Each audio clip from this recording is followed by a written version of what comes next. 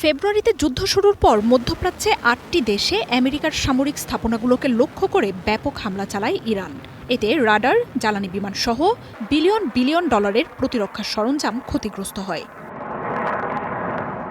আমেরিকার বিরুদ্ধে ইরানের সামরিক হামলার সাফল্যের কথা জানিয়ে সর্বোচ্চ নেতা মুজতবা খামেনি জানিয়েছেন, মধ্যপ্রাচ্য এখন আর ওয়াশিংটনের ঘাঁটির জন্য নিরাপদ নয়। হামলায় ইরানের সামরিক ক্ষমতা পুরোপুরি ধ্বংস হয়ে গেছে বলে দাবি করছেন পেন্টাগন কর্মকর্তারা। তবে বিশ্লেষকরা বলছেন, ওয়াশিংটনের ঘাঁটিগুলোতে তেহরানের পাল্টা হামলা অনেক বেশি নিখুঁত ও মারাত্মক। ট্রাম্প প্রশাসনের স্বীকারোক্তির চেয়ে ক্ষয়ক্ষতি ও ধ্বংসযজ্ঞের মাত্রা অনেক গুণ বেশি বলে জানাচ্ছে বিবিসি। ক্ষয়ক্ষতির কথা গোপন করতে প্ল্যানেট সহ স্যাটেলাইট কোম্পানিগুলোকে অনির্দিষ্টকালের জন্য তথ্য গোপনের অনুরোধ করে ট্রাম্প প্রশাসন। তবে অন্যান্য কোম্পানি থেকে স্যাটেলাইট চিত্র সংগ্রহ করে বিবিসি বলছে, সৌদি আরব, কাতার, আরব আমিরাত, কুয়েত, ইরাক, জর্ডান, বাহরাইন ও ওমানে অন্তত ২৮টি ঘাঁটিতে হামলা করেছে ইরান।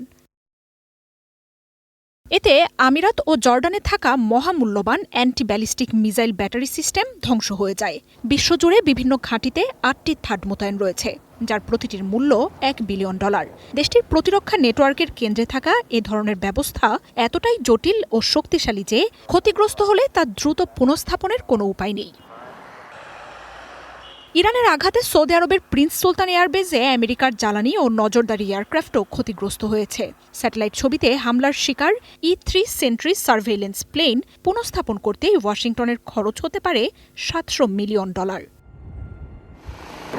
এছাড়াও fuel storage bunker, aircraft hanger, সেনাদের থাকার জায়গার মতো স্থাপনাগুলো সংঘাতের পুরো সময়টায় একাধিকবার হামলার শিকার হয়েছে।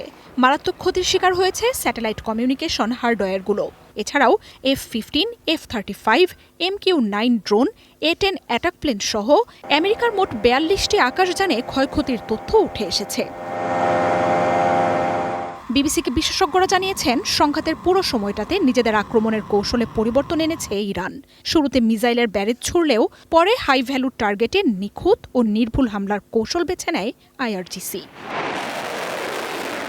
মার্জিয়া উপমা, ওয়ান ইন্টারন্যাশনাল ডেস্ক।